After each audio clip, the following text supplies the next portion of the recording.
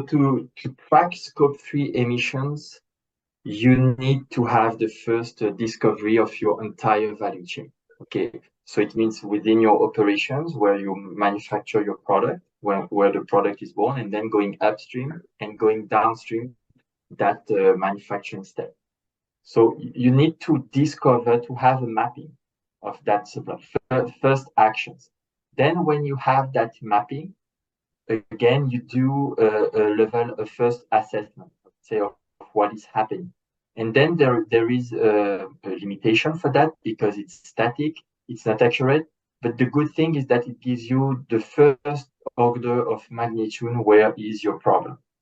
And then the step after will be, okay, now I know my problems. I will work on the Pareto, concept. So the 80 versus 20%. Maybe 20% of my suppliers are causing 80% of my emissions. Excellent. Now I will work on these problems. And then it's now where you need to have a dynamic capture of this data. So you need to onboard all these supply chain actors together.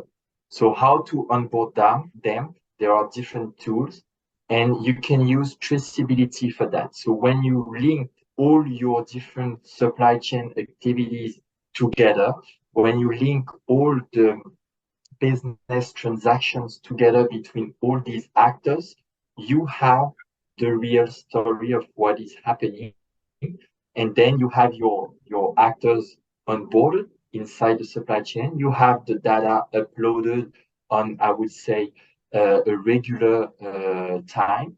And then you can manage your supply chain accordingly. And then the good thing is that when you go inside that hotspot to decarbonize, because the goal is not just to measure, the goal is, of course, to decarbonize, to reduce. So you do what you have to do, but with such a tool, which is dynamic, you see in real time the benefit or the results of the actions that you are doing. If you have to electrify a fleet, for instance, of 1,000 trucks, start with 2 trucks, 5 trucks. And then you see on these 5 trucks, okay, it's working.